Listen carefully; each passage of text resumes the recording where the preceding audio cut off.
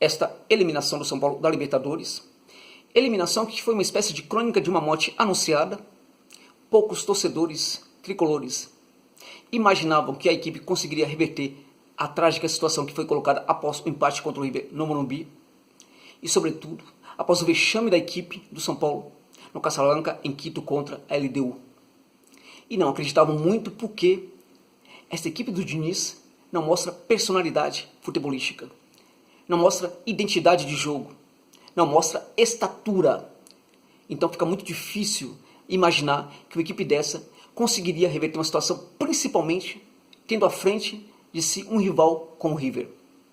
E no jogo de hoje a gente percebeu novamente os grandes defeitos de sempre, os velhos defeitos de sempre, na marcação, na recomposição, na identidade do jogo, na incapacidade dos garotos que entram de saber o que está acontecendo, o que eles precisam fazer.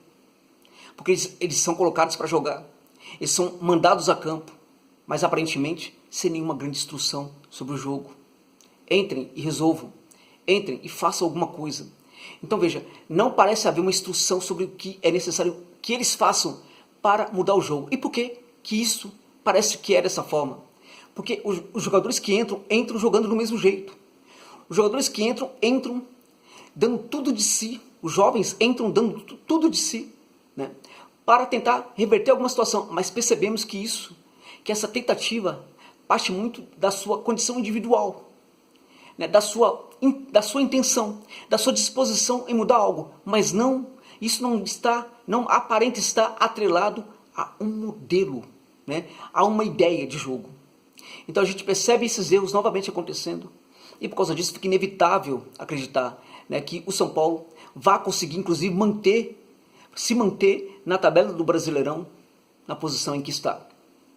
Agora, esse São Paulo que foi eliminado hoje da Libertadores é o mesmo clube, é o mesmo São Paulo, que nos anos 90, né, quando a Libertadores ficou aí, nessa era mais moderna da Libertadores, foi uma das equipes que mais conseguiu respeito no cenário sul-americano.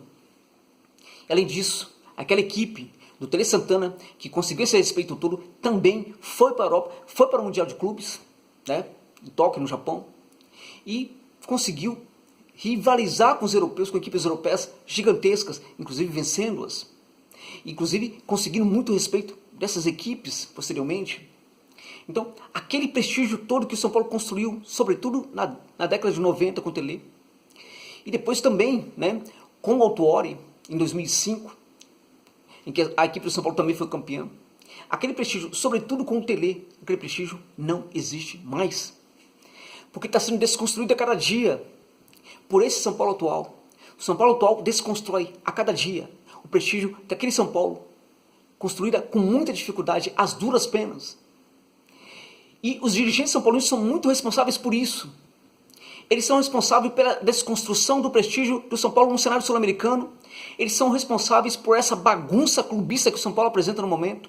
Eles são responsáveis pela ausência de bons resultados também dentro de campo. Agora, eles são responsáveis, mas o técnico Fernando Diniz também é o responsável por essa eliminação do São Paulo, da Libertadores. Ele também é responsável por esse momento do São Paulo dentro de campo. Pensando na Libertadores, a eliminação não veio no jogo de hoje contra o River. A eliminação veio no jogo contra o Binacional e Juliaca, quando a equipe fez um jogo horroroso com o segundo tempo para se esquecer. E não venha dizer que era por causa de altitude, porque em altitude a situação de fato não é fácil. Mas quando a equipe tem estatura, tem personalidade, essa equipe sabe que precisa vencer, ela vai na altitude e ela vence. O próprio São Paulo fez isso contra o The Strongest, quando precisou. Então a gente viu hoje esse São Paulo do Diniz cometendo os mesmos erros de sempre, erros defensivos terríveis. A recomposição do São Paulo é amadora. É impressionante como é amadora. Então todo mundo vai para o ataque. Ora, não está enfrentando um rival do Campeonato Paulista, está enfrentando uma equipe poderosa. Não sabe disso. E aí perde a bola no ataque, o que faz? Recompõe de forma equivocada. Então veja, no gol do São Paulo, em um dos gols do River, em que o Matias Soares leva a bola pelo lado do campo, é claro que Matias Soares, por não ter velocidade, ele não conseguiria ir até o fundo do campo. É claro que por não ter velocidade, dificilmente ele tentaria fazer solucionar a jogada. Dificilmente ele tentaria entrar na área para fazer a jogada, porque ele não teria fôlego para isso. É simples pensar nisso, é só entender, é só conhecer o jogador rival. Então o que acontece? É claro que ele ia tentar chegar até o centro da área, chegar pelo lado do campo e fazer o passe. O que acontece? Os jogadores de São Paulo voltam todos correndo, aqueles que conseguem naturalmente voltar. E parte deles se colam no Thiago Volpi, todo mundo colado no Thiago Volpi. E aí o que acontece? Dão campo, deixa o centro do campo aberto para os jogadores do River que vem de trás. O Álvares chegou, marcou o gol muito tranquilamente, sem nenhum trabalho, sem nenhuma dificuldade. Então, esse tipo de recomposição é muito primária. Em outros momentos, o River voltava com 2 jogadores de lado de campo. E aí era um inferno, porque os zagueiros não sabiam o que fazer. Alguns jogadores jovens, isso é interessante, jogador na defesa do São Paulo jovem, jogadores jovens participando da recomposição, jogadores com muita energia física, mas que não sabiam utilizá-la. Por causa do quê? Do posicionamento. É preciso, quando você volta, quando existe a recomposição, é preciso saber atacar os espaços, ocupar os espaços corretos quando se volta para recompor. E o São Paulo não faz nada disso corretamente. Agora, essa defesa não falha somente em situação de contra-ataque, falha também na situação em que o adversário faz pressão sobre a sua área. E o River jogava em alguns momentos ali, trocando um passe no centro da área. Era uma espécie de ofensa, né? A defesa São Paulina, brincando com a defesa São Paulina, fazendo troca de passe e um jogo de memória. Um jogo de memória, o jogador se movimentando aí de memória. Por quê? Bom lembrar, esses jogadores do River não treinaram. Os jogadores do River não tiveram treinamentos coletivos. Os jogadores do River recebiam a roupa do treino em casa, iam para o treinamento e não tomavam banho, voltavam para casa do treino sem tomar banho sequer, para não ter nenhum tipo de contato. Não tinha coletivo, não tinha intensidade, não tinha nada disso. Agora, tinha o jogo da memória. Agora, esse jogo da memória acontecia pelo quê? Acontecia porque o modelo de jogo do Galhardo é profundamente compreendido pelos jogadores. O Galhardo passa esse modelo há muito tempo, os jogadores já o compreendem há muito tempo, de forma que mesmo estando sem jogar durante um bom tempo, 6 meses, eles já sabiam se movimentar em campo, sabiam os espaços que tinham que ocupar dentro de campo. Por quê? Porque o modelo funciona, o modelo entrou na cabeça dos jogadores. Ao contrário do que acontece no São Paulo. Ninguém sabe direito ali na equipe do São Paulo qual é o modelo. Né? Só sabe que tem que atacar. E quando ataca, acaba se dando mal com a defesa. E o que não dá para perdoar no São Paulo é esse problema de alternância de intensidade. Em alguns momentos a equipe é intensa, mas desesperada. Em outros momentos a equipe, alguns jogadores morrem, desaparecem. E aí cabe ao treinador fazer nesses momentos as alterações corretas, ou cobrar o jogador. Vitor Bueno, por exemplo, jogou nada. Né? Então o que acontece? Nesses momentos a gente também percebe um treinador atuante, um treinador capaz de atuar, de mudar, de fazer substituições. A gente não vê isso, né, no São Paulo. E o problema da intensidade, isso é inexplicável. Como é que o River pode ter uma intensidade maior que o São Paulo? Não tem cabimento uma coisa dessa. Agora, isso não é só questão física, é também questão de posicionamento.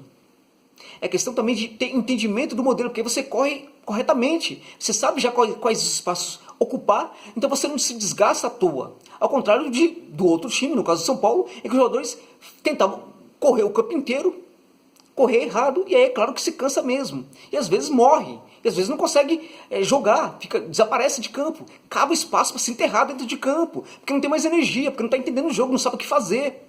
Vitor Bueno no jogo de hoje. Então, esse São Paulo, que sai da Libertadores, de certa forma sai com justiça, porque não jogou nada, não merecia continuar. Agora, é uma pena que o prestígio construído às duras penas por este São Paulo na década de 90 esteja sendo jogado no lixo por dirigentes irresponsáveis. Eles são responsáveis pela eliminação do São Paulo de hoje, assim como o Diniz também é. E eu aposto com vocês que ele vai ficar no cargo. Não porque tem eleição no fim do ano, coisa e tal. Não é por causa disso.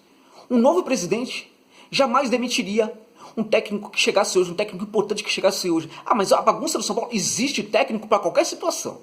Existe técnico também capaz de resolver, de chegar num cenário como o do São Paulo e treinar muito bem uma equipe, como a do São Paulo. A gente tem exemplos disso na América Latina. Então, um presidente novo não demitiria um técnico desses. Agora, eu aposto com vocês que o Diniz não sai. E não é por causa dessa questão que ele vai ficar ou sair. É porque, para tirar o Diniz, vão ter que pensar no substituto. E pensar, meus amigos, é um grande problema da gestão do São Paulo. Eles têm dificuldade de pensar. E quando pensam, pensam errado. Então é mais fácil manter o Diniz do que precisar pensar num substituto para ele. Lamentavelmente, São Paulo só da Libertadores. É uma pena para essa torcida apaixonada do São Paulo, tão machucada por essa equipe do São Paulo, né, pelo clube também. É uma pena, uma lástima, mas vejamos aí se pelo menos no Brasileirão a equipe consegue aí alguns resultados positivos, né, consegue pelo menos se manter, né, à frente aí numa boa posição na tabela, algo que eu não acredito muito, mas é a minha esperança, porque chega de humilhação, chega de sofrimento, a torcida do São Paulo não merece isso. É isso, boa noite.